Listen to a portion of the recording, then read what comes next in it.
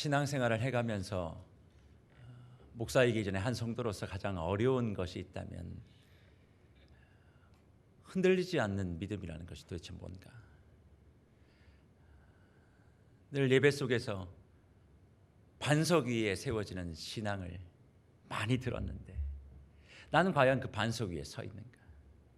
어떤 환경과 여건 속에서도 오직 우리 구주 예수 그리스도만을 바라보며 변함없이 한결같이 주님 앞에 서 있는가라고 제 스스로에게 물어본다면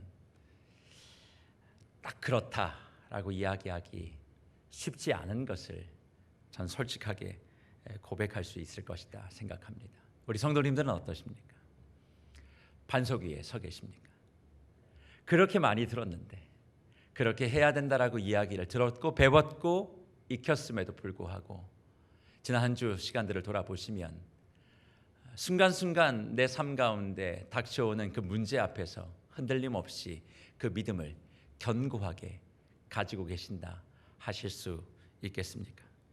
또 오늘 우리가 읽은 본문과도 같이 비가 내리고 창수가 나고 바람이 불어도 무너지지 아니하는 반석 위에 놓여진 그런 삶을 사시다가 오늘 이 예배의 자리에 나오셨습니까? 사실 이런 질문들을 던지다 보면 저뿐 아니라 우리 모두가 다 그렇다라고 이야기하기가 참 어렵습니다. 그러면 도대체 왜 우리는 그렇게 많이 반석 위에 든든한 믿음에 대하여 신앙에 대하여 이야기를 들었음에도 불구하고 조금의 문제만 생기면 그 문제 앞에 족족 넘어지고 꺾이는 그런 모습을 보이게 되는 것일까요? 그것은 반석 위에 세워지는 그 신앙이 무엇인지를 잘 알지 못하고 도대체 반석 위에 세워지는 그 믿음을 갖기 위하여 우리가 해야 될 것이 무엇인지를 잘 알지 못하고 그저 흔들리지 말아야 된다. 한결 같아야 된다. 그 당위성 하나만을 붙들고 신앙생활을 하고 인생을 살아가기 때문에 순간순간 변하는 환경 속에 잘 대처하지 못하고 주님의 반석 위에 세운 믿음, 흔들리지 않는 신앙의 그 의미와 진수를 잘 알지 못한 채 달려가고 있기 때문에 그런 어려움들을 경험하는 것은 아닌가 그렇게 생각합니다. 그렇다면 도대체 반석 위에 세워진 신앙, 인생의 문제 속에서 흔들리지 아니하고 끝까지 아름답게 하나님이 원하셨던 그 믿음의 모습을 유지할 수 있는 그 비결은 도대체 무엇일까요? 오늘 반석 위에 세워진 그 믿음을 이야기하고 있는 마태복음 7장의 본문의 시작은 사실 예수님께서 이 땅에 오셔서 처음 말씀해 주셨던 설교 곧 산상설교의 결론과도 같은 말씀이라 할 수 있겠습니다. 그러게 이 말씀은 산상설교라고 하는 내용을 잘 헤아리지 못하면 도대체 반석 위에 세운 신앙이 도대체 무엇인지를 알 수 없게 되는 것이지요. 산상서훈의 처음 혹시 기억하십니까? 하나님 나라가 임하게 되어지고 예수 그리스도를 모시게 되면 너희가 다 복 있는 사람이 될 것이다. 그리고 우리가 잘 알고 있는 8가지 복을 주님께서 나열하십니다. 그리고 그 복을 받은 사람의 구체적인 행동이 어떤 것인지를 마태복음 5장과 6장과 7장에 이어가다가 결론 부분에서 이야기하고 싶은 것, 반석 위에 우리가 신앙을 세워야 된다는 그 이유가 무엇입니까? 무너지지 않아야 된다는 거예요. 하나님의 복을 받는 것도 중요하지만 그 복을 유지하고 어떤 상황 속에서도 무너지지 아니하는 그런 삶을 살아내는 것, 그게 진짜 아름다운 삶의 모습이자 우리 믿음의 결정체라 주님이 말씀하고 있다는 것입니다. 그러면 도대체 무너지지 않는 신앙, 반석 위에 세운 그 믿음, 주님께서 우리에게 주신 그 복을 누리며 영원토록 이 땅을 하나님의 말씀대로 살아갈 수 있는 그 처음 출발은 무엇일까요? 어떻게 하면, 어떻게 시작을 하면 도대체 주님께서 원하시는 산상수훈의 마지막 무너지지 아니하는 신앙의 복을 저와 여러분들이 유지하고 살아갈 수 있을까요? 주님은 그 처음의 출발은 좁은 문으로부터 시작해야 된다, 저와 여러분에게 말씀해 주고 있습니다. 마태복음 7장 13절과 14절 이렇게 기록하지요. 좁은 문으로 들어가라. 멸망으로 인도하는 문은 크고 그 길이 넓어 그리로 들어가는 자가 많고 생명으로 인도하는 문은 좁고 그 길이 협착하여 찾는 자가 적음이다 그렇게 얘기합니다. 13절 말씀에 좁은 문, 도대체 저 좁은 문이라는 것이 무엇일까요? 좁은 문이 무엇이기에 좁은 문으로 들어가는 사람들은 적어요. 근데 좁은 문에 대하여 이야기하기를 14절에 생명으로 인도하는 문은 좁다. 그리고 그 좁은 문은 길이 협착하다. 협착하다는 말은 고난이 많다, 어려움이 많다 그런 뜻입니다. 그러니까 결과적으로 찾는 자가 적다 그렇게 얘기합니다. 그러니까 찾는 자가 적을 수밖에 없는 이유는 이 좁은 문이라고 하는 것에 대한 관심이 별로 없다는 거예요. 사람들이 왜? 힘드니까, 어려우니까. 눈에 보이는 뭔가가 있어야 되는데 좁은 문이라고 하는 것, 생명으로 인도하는 문은 눈에 보이는 게 별로 없어요. 나타나는 뭔가가 있어야 되는데 나타나는 것도 별로 없으니까 사람들이 관심이 적어서 그리로 가는 자가 적고, 오히려 넓은 문, 멸망으로 인도하는 문은 사람들이 많다 그렇게 이야기합니다. 사람들이 많은 곳을 한번 가보십시오.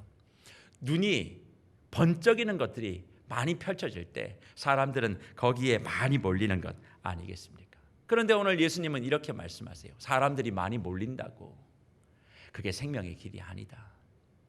사람들이 적게 모인다고 그게 별 볼일 없는 일이 아니다. 사람이 이리로 가고 저리로 가는 그것에 따라서 생명과 멸망이 결정되는 게 아니야. 좁은 문, 눈에 보이진 않지만, 사람들은 관심을 갖지 않지만, 더 중요한 생명의 원리가 있는 그곳에 우리가 다다라야 하나님께서 원하시는 그 진정한 생명과 능력을 유지하며 살아갈 수 있다 그렇게 말씀하고 있습니다. 이 말씀을 생각하다 보면 저는 이런 생각이 들어요. 요즘 주변을 돌아보고 또 이곳저곳에서 들려오는 이야기들을 듣다 보면 내가 지금 가만히 있으면 안 되겠다. 영혼까지 끌어모아서 정말 이것도 해야 되고 저것도 해야 된다라고 하는 그런 이야기에 많은 사람들이 이리로 갔다 저리로 갔다 하는 모습들을 보게 되어집니다. 왜 사람들이 그렇게 움직입니까? 지금 그것을 하지 않으면, 저렇게 많이 몰려드는 사람들 속에 내가 끼어들지 않으면 도태될 것만 같은 그런 불안감. 그렇게 많이 사람들이 모이는 곳에 나도 함께 해야 무언가 저들이 추구하고 있는 것을 나도 얻고 앞으로의 나의 삶들이 평안해질 수 있을 것만 같은 막연한 기대감들 때문에 이리 요동치고 저리 요동치는 것이 아니겠습니까? 눈에 보이는 그 무언가에 마음을 빼앗기기 시작하니까 사람들이 우르르 몰리는 그 넓은 길로 나도 자꾸 가고 싶은 마음이 저와 여러분에게 없다라고 할 수 있겠습니까? 그러나 주님은 아니다. 사람들이 많이 모이는 눈에 보이는 뭔가가 있다라고 하는 그거 다 멸망의 길로 가는 것이다. 우리는 보이는 것이 아니라 보이지 아니하는 가치를 바라보며 살아가야 한다. 그런데 거기는 사람이 없다. 그래서 외롭다. 늘 나만이 뒤처질 것만 같은 불안감이 늘 있다. 그러나 보이지 아니하는 그것을 볼 수 있는 눈이 있다면 너는 생명을 얻은 자, 하나님의 나라의 유업을 받은 자, 하나님께서 원하시는 그 복을 누리는 사람으로서 살아갈 수 있다 우리에게 말씀해 주고 있는 것입니다. 그러면 눈에 보이지 않지만 중요한 그것을 바라보며 살아갈 수 있는 생명의 문으로 들어갈 수 있는 사람들, 왜 그렇게 살아갈 수 있느냐? 그렇게 갈 수 있는 방법은 오직 한 가지, 바른 가르침을 받게 되어지면 보이지 않은 것을 보고 살아갈 수 있는 생명의 문, 사람들이 별로 없지만 그 속에서 외로움과 두려움을 갖지 아니하고 오히려 든든함과 단단함을 가지고 하나님께서 원하시는 그 나라의 복을 맛보며 살아갈 수 있다 우리에게 말씀하십니다. 그러면서 좋은 사람 만나야 해. 바르게 너의 인생의 길을 지침하고 가르쳐 줄 수 있는 그런 사람을 만나야 한다 그렇게 우리에게 말씀합니다. 그러면서 본문 15절 뭐라고 말씀하십니까? 거짓 선지자들을 삼가하라.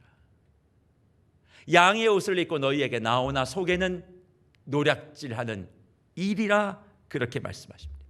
거짓 선지자들을 삼가하래요.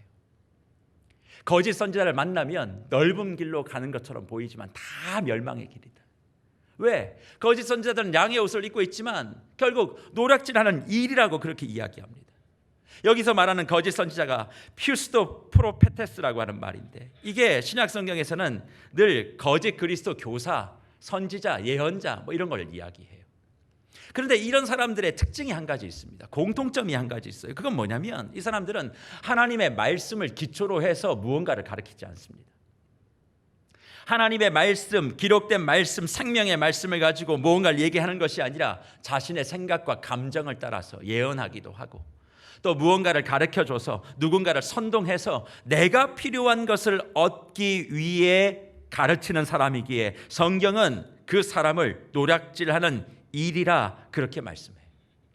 그런데 많은 성도님들이 거짓 선지자들을 이야기할 때 어떻게 오해를 하시냐면 1차적으로 이 말은 교회나 혹은 어떤 공동체에서 하나님의 말씀을 가르치는 사람들이 대상이 될 수 있겠습니다만 그 폭을 넓히면 단지 목회자들이나 교회 리더만을 해당하는 것이 아니라 내 인생 가운데 하나님의 생명의 말씀, 보이지 아니하는 영적인 것에 기초하는 것이 아니라 눈에 보이는 그 어떤 것, 그래서 이것을 해야 된다, 저것을 해야 된다. 그런데 알고 보니까 그것을 하면 자기 자신이 유익이 되는 거예요. 그것을 듣는 사람은, 그것을 따라가는 사람은 오히려 멸망의 길로 가게 되어지고 자기 자신은 유익을 얻게 되어지는 그런 가르침을 하는 사람들, 그런 사람들을 주의해야 한다라고 말씀하십니다. 우리 주변을 한번 돌아보십시오. 사람 잘못 만나면 인생 어려워지는 것 많이 경험하지 않으십니까? 내 인생 가운데 정말 도움이 되어주고 바른 길로 인도해 주는 사람이 아닌 거짓 선지자와 같은 양의 옷을 입고 있으나 노략질하는 이리와 같은 사람들을 만나게 되어진다면 결국 그 사람들이 인도되어지는 그 길은 어디 길일까요?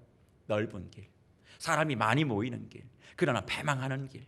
그래서 예수님은 바른 가르침을 가르쳐주는 그 사람을 만나 좁은 길, 눈에 보이는 현상에 자꾸 좌지우지 되지 말고 보이지 않지만 중요한 생명의 원리가 있는 그 길, 그 문을 통과해야 너희가 흔들리지 아니하는 반석 위에 서는 신앙의 바른 출발을 할 수 있다, 그렇게 말씀해 주고 있다는 사실입니다. 저는 그런 차원에서 우리 세계로교회 모든 묵별들이 바른 가르침을 해주는 사람들을 만나시는 복을 누리시기를 간절히 주의 이름으로 축복합니다.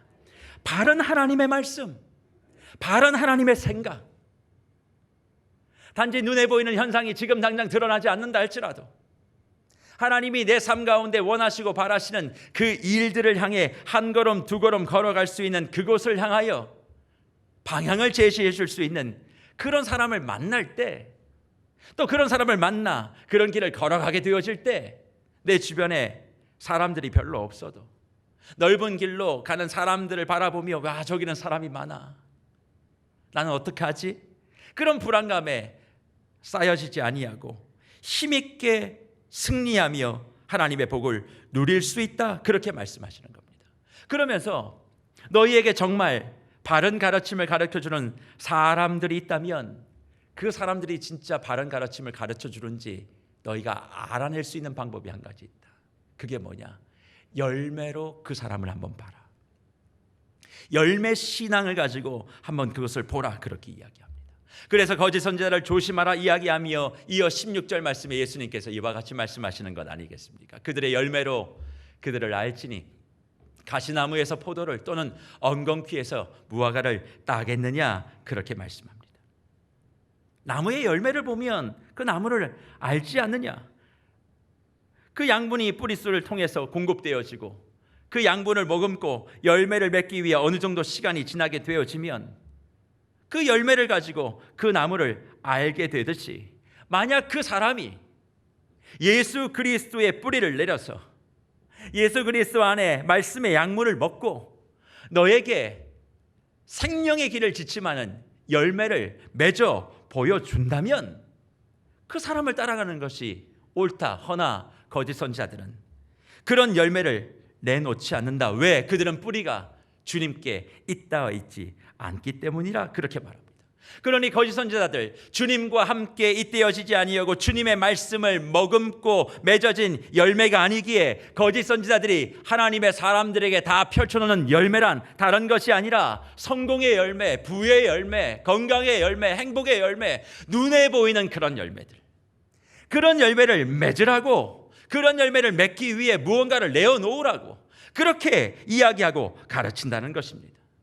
그러기에 예수 그리스도께 뿌리를 내리지 아니하고 눈에 보이는 세상의 열매를 위하여 모든 것을 다 내어오라고 하는 가르침을 따라 넓은 길로 향해 가는 사람들에 대하여 주님께서는 뭐라고 말씀하십니까? 19절에 이와 같이 말씀하십니다. 불에 던져 태워지는 일들이 벌어질 것이다. 불에 던져 태워지는 일이 벌어질 것이다. 눈에 보이는 열매를 너희가 혹시 맺는다 할지라도 그것을 내가 불에 태울 것이야. 그렇게 말씀하시는 거예요. 그러니 예수 그리스도께 뿌리를 잇다 하나님께서 원하시는 열매를 맺는 모습의 구체적인 모습을 사도 바울이 갈라디아 5장에서 말씀하시며 무엇이라고 얘기합니까? 너희가 성령의 인도하심을 받으면 율법, 곧 잘못된 가르침, 은혜가 아닌 무언가 행위를 가지고 해야 되는 그것 가운데 너희가 있지 않게 될 것이다. 그러면 율법 아래에 있는 일, 은혜가 아닌 너희가 눈에 보이는 그 무엇인가를 하기 위하여 하는 일들이 무엇인가? 그것은 육체의 일이다. 육체의 일이라는 것이 그러면 구체적으로 무엇인가? 그것은 음행과 호색과 우상숭배와 그리고 주술과 원수를 맺는 일들, 분쟁하는 일들, 시기하는 일들, 당짓는 일들, 이단들, 투기들, 술 취함들, 방탕들, 이런 것들을 너희가 취하기 위하여 달려가게 되어진다면 거기에 사람이 많은들 그건 다 멸망하는 길 아니겠는가? 눈에 보이는 무언가를 얻기 위하여 거기에 대단한 것이 있다고 생각하고 거기에 내가 끼어 있지 않으면 불안한 상태를 가지고 있는 사람들은 하나님의 나라의 유업을 받지 못한다. 그렇게 말씀하십니다. 그러면서 갈라디아서 5장 22절과 24절은 뭐라고 얘기합니까? 예수 그리스도께 있다 있는 사람들이 맺어야 될 그 열매, 그 열매는 성령의 열매인데 그것은 사랑과 희락과 화평과 오래 참음과 자비와 양성과 충성과 온유와 절제니 이 같은 것을 금지할 법이 없느니라. 그리고 24절에 그리스도 예수의 사람들은 육체와 함께 그 정욕, 육체의 일, 율법의 일, 거짓 선지자들이 맺고 있는 그 열매들을 다 십자가에 못 박았다. 그렇게 말씀하시는 겁니다. 그러니 세계로 성도 여러분, 우리가 맺어야 될 열매는 물질과 축복과 건강과 내가 생각하는 그런 행복의 열매가 아니에요. 그런데 거짓 선지자들은 세상은 그런 열매를 맺으라고 이야기를 합니다. 그런데 성경에서 얘기하는 그 열매 들어보십시오. 오직 성령의 열매, 여기에 우리가 방금 이야기했던 그런 모습들이 단 하나라도 들어있습니까? 그러면 성령의 열매라는 것이 도대체 뭘까요? 인격과 성품의 열매를 이야기하는 겁니다. 인격과 성품의 열매. 왜요? 예수 그리스도를 체험하고 그 예수 그리스도께 내 삶의 뿌리를 견고하게 내리게 되어지면, 예수의 양분을 먹게 되어지면 내 삶의 성공이라는 열매, 부요함이라고 하는 열매가 맺어지는 것이 아니라 인격과 성품의 열매가 맺어지게 된다는 거예요. 예수를 체험하게 되어지면 눈에 보이는 그 무언가보다 내 안에, 내 내면에, 보이지 않는 내면에 변화가 보이기 시작한다는 거예요. 그러니까 예수께 뿌리를 내리게 되어지는 순간 첫 번째 맺어지는 열매를 사도 바울은 뭐라고 얘기합니까? 사랑이라고 얘기하지 않습니까? 예수의 말씀을 먹게 되어지고 예수의 그 양분을 먹게 되어지니까 내가 사랑받는 자라고 하는 그 확신이 들기 시작하는 겁니다. 내가 사랑받는 자가 되어지고 나니까 이제 어떤 일이 벌어져요? 그게 기쁨이 되어지는 거예요. 희락이 되어지는 거예요. 내가 사랑받는 자니까 이제 누군가를 또 사랑할 수 있게 되어지네요. 그러니까 그 속에는 뭐가 이루어져요? 화평이 이루어지는 거예요. 내가 사랑을 받고 그것이 너무 기쁘고 누군가를 사랑하게 되어지니 거기에 또 화평이 있고, 화평을 누리게 되어지니 어떤 사람의 좋지 못한 모습을 내가 오래 참게 되어지고 받아들여지기 시작하고, 분노함보다는 따뜻함으로 그들을 품어내어지고 누군가를 감싸주는 그 자비와 양선의 모습을 갖게 되어지고, 그렇게 되어지니까 그 감정이 이제 다음으로 어떻게 흘러집니까? 순간순간 내 기분에 따라서 손바닥 뒤집지 움직여졌던 그런 분노의 감정들, 이런 내 속에 내 마음대로 하고 싶었던 것들이 다 사라지게 되어지니까 한결같이 변함없는 충성된 모습을 갖게 되어지고, 그런 모습을 갖게 되어지니 사람들에게 신뢰를 얻게 되어지고, 신뢰를 얻게 되어지니 온유한 모습을 가지고 모든 것들을 다 대하게 되어지고, 이제 주님의 사랑이 만족되어지고 다른 사람과 함께 화평하게 되어지고 온유하게 되어지고 서로가 다 나누어지게 되어지니까 이제 내 마음대로 하고 싶은 그 마음들이 절제되어지고 통제되어지는 거예요. 이게 성령께서 우리에게 맺으라고 하는 아름다운 열매라 그렇게 말씀하시는 거예요. 그러니 거짓 선지자가 아닌 하나님의 말씀, 그 말씀 대신 예수 그리스도를 통해 내가 온전히 그 예수의 삶을 배우기 시작하게 되어지면 눈에 보이는 열매가 아니라 보이지 않는 내 내면의 열매, 내 인격과 성품의 열매, 그것이 온전히 맺어지게 될 것이고, 그럴 때 하나님께서 원하시는 복 있는 사람, 하나님의 나라의 유업을 받는 사람으로 그 삶을 시작할 수 있다 우리에게 말씀하고 있는 것입니다. 그래서 그런 열매를 맺는 그 사람이 이제 그 마지막까지 어떻게 그런 삶을 유지할 수 있는가를 우리에게 말씀하시며, 오늘 본문 24절과 27절에 예수님께서 이와 같이 우리에게 가르쳐 주십니다. 그러므로 누구든지 나의 이 말을 듣고 행하는 자는 그 집을 반석 위에 지은 지혜로운 사람 같으니 비가 내리고 창수가 나고 바람이 불어 그 집에 부딪히되 무너지지 아니하나니 이는 주추를 반석 위에 놓은 까닭이요. 나의 이 말을 듣고 행하지 아니하는 자는 그 집을 모래 위에 지은 어리석은 사람 같으니 비가 내리고 창수가 나고 바람이 불어 그 집에 부딪힘에 무너져 그 무너짐이 심하니라 그렇게 말씀하고 있습니다. 하나님의 복을 가지고 인생을 아름답게 살아가는 그 사람이 어떤 삶을 살아야 되느냐? 성령의 열매를 맺는 삶을 먼저 맺어야 된다. 그러기 위해선 바른 가르침이 필요하다. 그런데 이것을 끝까지 유지하기 위해선 어떻게 해야 되느냐? 오늘 주님의 말씀을 듣고 행해야 하는 지혜로운 사람이 먼저 돼야 된다. 주님의 말씀을 듣고 행하는 그 사람이 지혜로운 사람이다 그렇게 말합니다. 왜 지혜로운 사람이냐? 오늘 본문을 자세히 보니까 반석 위에 서 있는 사람이기 때문에 그렇다. 그러면 반석 위에 서 있는 사람은 왜 지혜로운 사람이냐? 바람이 불고 홍수가 나도 흔들리거나 무너지지 않는다는 거예요.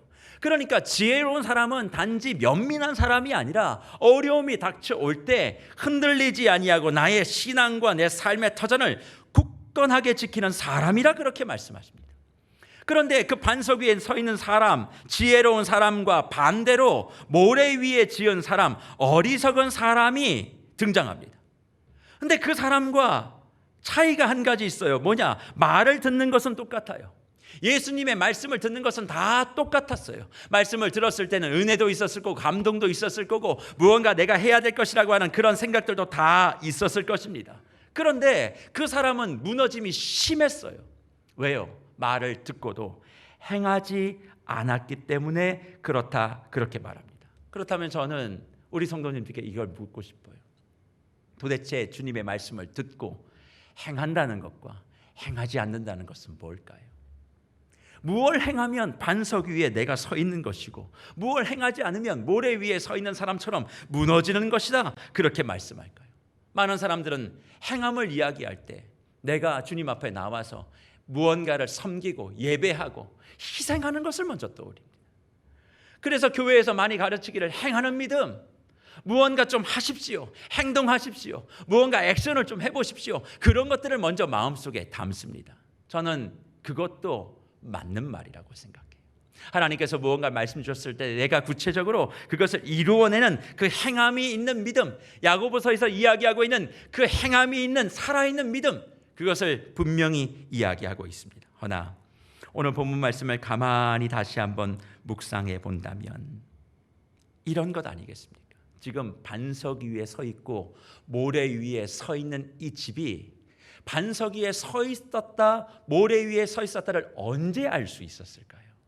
바람이 불고 홍수가 나고 뭔가 회오리 바람이 닥쳐올 때 내가 반석 위에 있었는지 모래 위에 있었는지 알았다는 거예요. 그러니까 무언가가 어렵고 힘들고 고난과 풍파가 닥쳐오지 않았을 땐 내가 반석 위에 있었는지 모래 위에 있었는지 몰랐어요. 근데 닥쳐오니까 피할 수 없는 그 인생의 혹한기를 내가 지나가게 되어지니까, 어느 순간 내 삶에 문제가 훅하니 들어오게 되어지니까 내가 반석 위에 있었는지 모래 위에 있었는지 알게 되었다는 겁니다. 그러면 내가 반석 위에 있었는지 모래 위에 있었는지 알게 되어지는 그 이유가 도대체 무언가 행하였느냐 행하지 않았느냐. 그럼 내가 도대체 뭘 안 했지? 예배를 드렸는데 왜 어려움이 생기니까 내 믿음이 이렇게 흔들리지? 조금 어려움이 생기고 문제가 생기니까 낙심이 왜 되지? 내가 기도를 그렇게 많이 했음에도 응답되지 않으니까 내 마음이 이렇게 꺾이지? 그거 왜 모래 위에 집을 지은 사람들이에요? 그럼 왜 그럴까? 무언가 내가 기도도 했고 찬양도 하고 예배도 하고 하라고 하는 모든 것들을 다 했음에도 불구하고 그렇게 될 수밖에 없었던 이유는 다른 게 아닙니다. 여기서 말하는 행하다라고 하는 말이 내 인격의 변화를 이야기하고 있기 때문에 그래요. 쉽게 얘기하면 주님이 맺으라고 했던 성령의 열매, 그것이 내게 축적되어 있는 사람은 바람이 불어도 흔들리지 아니하는 반석 위에 서 있는 사람이고, 무언가 열심히 하고 있는데 성품과 인격의 열매를 맺는 사람이 아니고 그저 눈에 보이는 그것을 위하여 열심히 냈던 사람은 모래 위에 집을 지은 사람처럼 무너짐이 심할 것이다, 그렇게 말씀하시는 겁니다.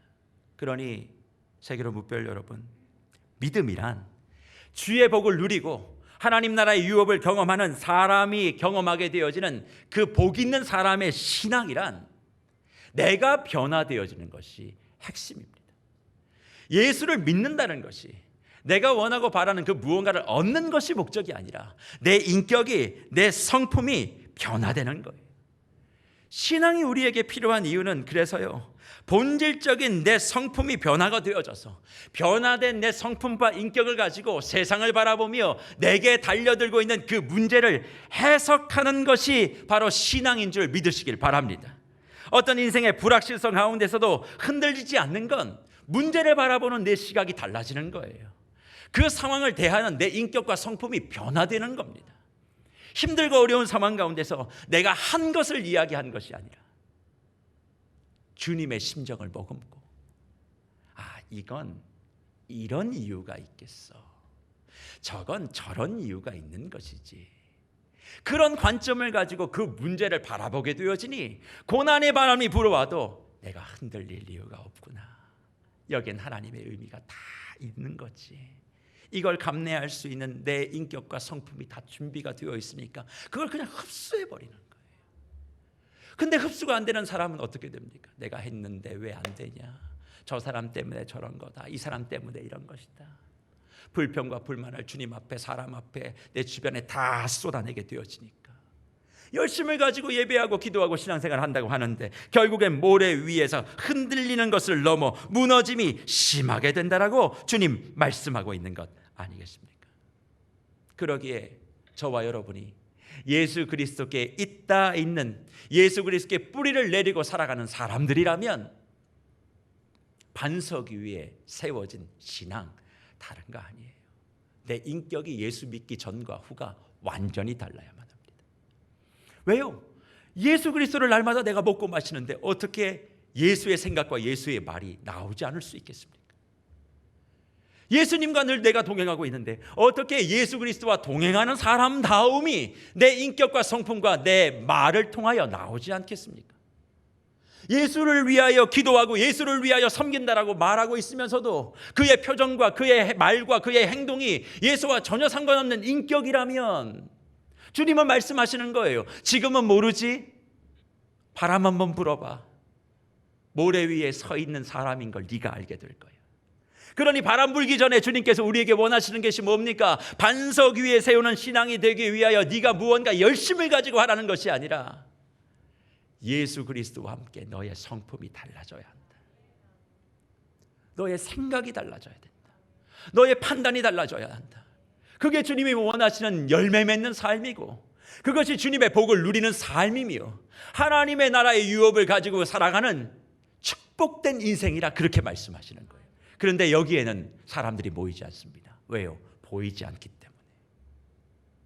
무언가 기도하면 하늘에서 불도 좀 떨어져야 되고, 무언가 이상한 말도 막 터져 나와야 되고, 손에서 바람도 좀 나와야 되고, 이빨도 금으로 바뀌어야 되고, 뭐 이런 게 좀 돼야 사람들이 우르르 몰려가는 거예요. 그러나 내 성품의 변화는 보여지지 않는 거예요. 근데 이게 언제 나타난다고요? 바람이 불 때, 홍수가 날 때. 이 사람의 신앙이 진짜 반석 위에 서 있는 성령의 열매를 맺고 있는 삶인가가 그때 드러난다는 거예요. 그래서 신앙은요, 좋을 땐 몰라요. 좋을 땐 다 좋아요. 그러나 어려움이 생겼을 때 주님이 말씀하시죠. 반석 위에 서 있는 자가 되라. 그 바람이 불 것을 예비하고 준비하고 예수 그리스도의 말씀을 머금고 너의 인격과 성품이 어떠한지를 날마다 살펴라. 그게 되어지면 고난의 바람과 어려움의 홍수가 내게 밀려와도 내 사업이 좀 안 되고 내 자녀들이 내 마음 같지 않고 여러 가지 삶이 퍽퍽할 때 모래 위에 지은 사람처럼 심이 무너져 내려서 하나님의 복을 머금고 있음에도 불구하고 그저 방향 없이 쓰러져 버리는 그런 인생 절대 너희는 되면 안 된다. 너희는 하나님의 복을 머금은 사람답게 끝까지 승리하며 반석 위에 서 있어야 하니 예수 그리스도와 함께 너의 성품, 너의 인격, 너의 성격, 너의 말투, 너의 모든 것들 다 예수 그리스도의 모습 그대로 담는 자, 그게 복 있는 사람이라 그렇게 말씀하시는 겁니다. 그래서 그 복을 경험하며 그 복이 무엇인지를 가르쳤던 그 예수 그리스도를 바라봤던 사람들의 반응이 무엇인 줄 아십니까? 오늘 본문 28절과 29절에 이와 같이 얘기합니다. 예수께서 이 말씀을 마치심에 무리들이 그의 가르치심에 놀라니 이는 그 가르치는 것이 권위 있는 자와 같고 그들의 서기관과 같지 아니함이로라 그렇게 말합니다. 28절에 이렇게 얘기해요. 그의 가르치시는 것이 놀랐다 그렇게 얘기합니다. 무리들이 그의 가르치심에 놀랐다. 사실 산상설교를 열어보세요. 이게 누구에게 하는 이야기냐면 제자들에게 하는 이야기입니다. 마태복음 5장을 열면 제자들에게 가르치시는 얘기예요. 제자들에게 한 이야기인데 그 제자들 곁에 서 있었던 무리들이 그 얘기를 듣고 놀랐어요. 그런데 그 놀라다는 말이 무슨 말이냐면 충격을 받았다는 이야기예요. 왜 충격을 받았느냐? 29절에 그 가르치시는 것이 뭐와 같았다? 권위 있는 자와 같았다. 저 권위 있는 자라고 하는 원래 단어가 무슨 뜻이냐면 하나님과 함께하는 자였다. 그 얘기입니다. 하나님과 함께하는 자였으니까 그 가르침이 올바랐다는 거예요. 근데 그것을 대조하는 사람이 누구예요? 서기관들이 가르쳤던 게 뭐예요? 하나님 앞에 네가 뭐 이걸 하고 저걸 하면 이런 복을 받아, 저런 복을 받아, 잘 될 거야. 그런 거 가르쳤다는 거예요. 그러나 예수님, 하나님이 동행하시는 그 예수님의 가르침은 충격이 되었어요. 왜요? 지금 무언가 너희들이 한다고 해서 그렇게 되는 것이 아니야. 그런 것을 원하는 것이 아니야. 산상순의 말씀을 전체적으로 마무리하며 복을 이야기하셨던 주님, 마지막에 반석을 이야기하시면서 결국 하나님이 함께 하시는 인생이라 저 하늘에서 떡이 떨어지는 것, 반석에서 물이 나는 것, 이런 기적도 필요하겠지만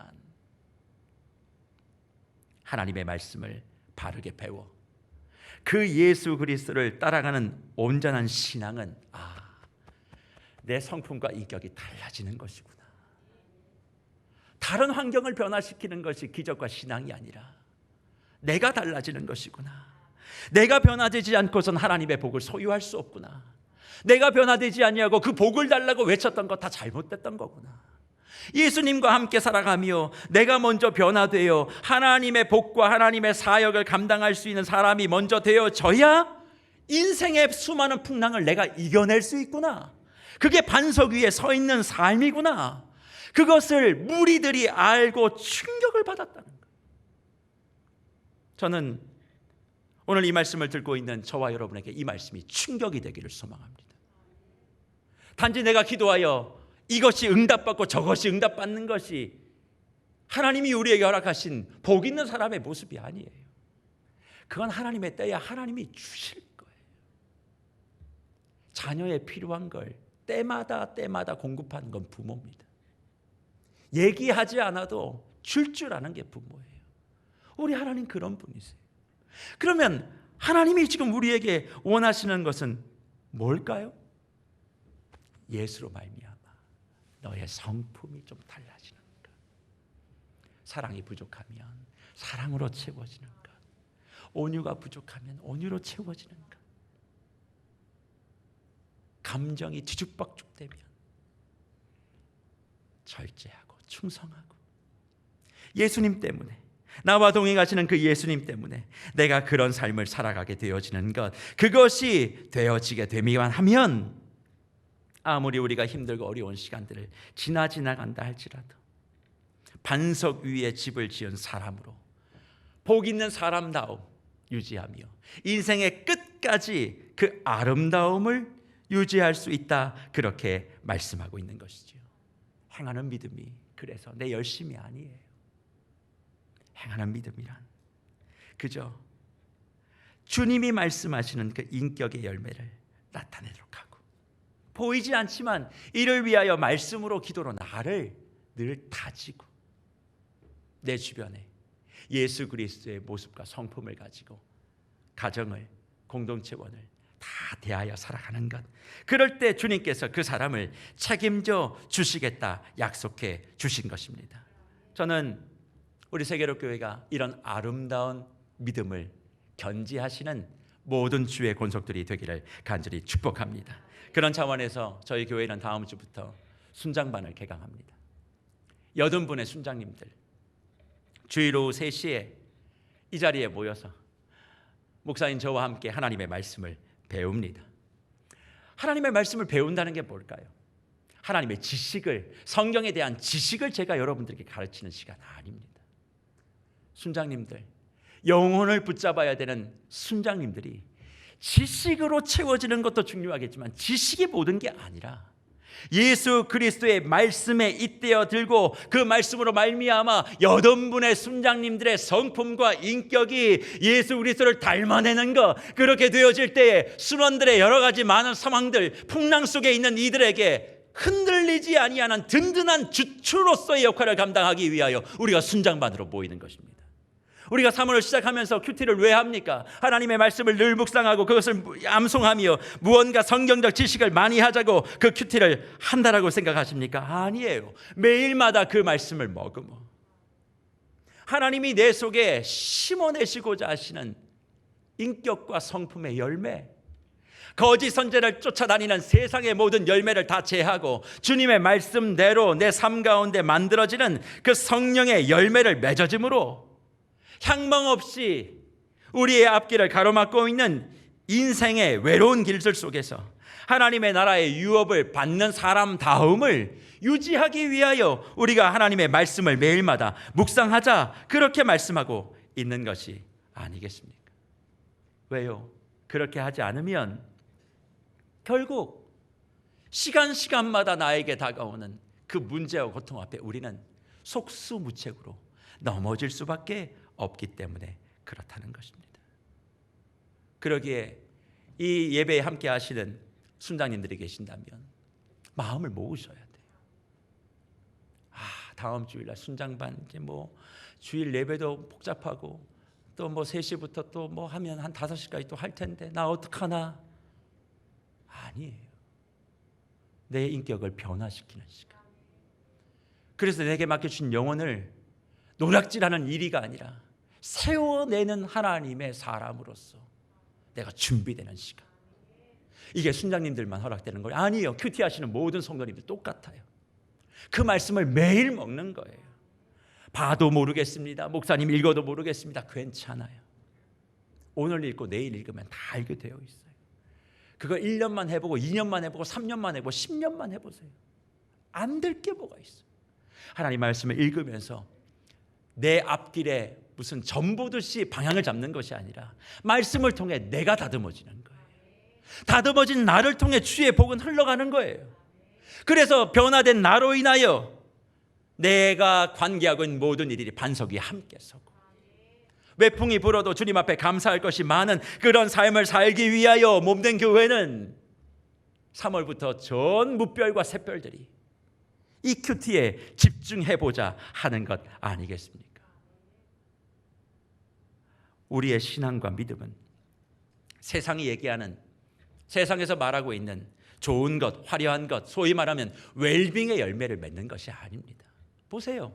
세상이 좋은 거 화려한 거 아무리 이야기해도 웰빙 외쳐도 결론은 뭡니까? 힐링이에요. 웰빙 아무리 좋은 걸 누려봐야 아프다는 거예요. 힘들다는 거예요. 그러니까 나를 좀 치료하고 위로하라는 거예요. 지금 세상이 웰빙과 힐링이라고 하는 두 가지의 테마를 가지고 움직여가는 것 아니겠습니까? 해결할 방법이 없는 거예요. 바람만 불면 모래 위에 서 있는 것 같다는 거예요. 다 불안하다는 거예요. 모든 걸 다 가지고 있어도 쉽지 않다는 거예요. 그러니 애굽의 웰빙을 바라보며 하나님의 마음을 힘들게 했던 이스라엘 백성들에게 하나님이 레위기 18장 3절과 5절에서 뭐라고 말씀하십니까? 이렇게 말씀하시죠. 너희는 너희가 거주하던 애굽 땅의 풍속을 따르지 말며 내가 너희를 인도할 가나안 땅의 풍속과 규례도 행하지 말고 너희는 내 법도를 따르며 내 규례를 지켜 그대로 행하라. 나는 너희의 하나님 여호와니라. 너희는 내 규례와 법도를 지키라. 그 다음이요. 사람이 일을 뭐하면 행하면 그로 말미암아 어떤 일이 벌어져요? 살리라. 행하면 살리라. 왜? 나는 여호와이기 때문에. 여호와의 말씀을 머금고 내 인격과 성품이 변화돼요. 하나님이 원하시는, 세상은 보지 못하지만 하나님은 보고 내 영은 보는 그런 열매를 맺게 되어지면 거기에 삶이 있대요. 생명이 있대요. 바람이 불어도 넘어지지 않는데요. 아무것도 가진 것 없어 보여도 든든하게 서 있는 그 믿음의 삶을 살 수 있다. 저와 여러분에게 말씀하고 있는 것입니다. 저는 그래서 우리의 순장반이, 우리의 공동체 모임이, 우리의 큐티가 혹시 믿음을 가지고 열심히 살아왔다라고 하지만 바람이 불면 모래 위에 서 있어 심이 무너지는 자리에 서 있는 저와 여러분의 발걸음을 반석으로 옮겨내는 계기가 되기를 간절히 축복합니다. 세상의 열매, 내가 바라는 무언가를 얻기 위한 신앙이 아니라 예수 그리스도의 말씀을 머금고 예수의 옳은 가르침을 따라감으로 내 성품의 변화를 이루어 하나님 나라의 유업을 이룰 자로서, 하나님의 복을 머금고 그 복을 끝까지 유지하는 자로서 날마다 주의 말씀에 의거하여 좁은 문으로 나아가는 저와 여러분이 되기를 간절히 축복합니다. 이름에도 불구하고 사람 많이 모이는 넓은 길에 계신다면 그 끝을 주님이 뭐라 하셨습니까? 결국 멸망이다.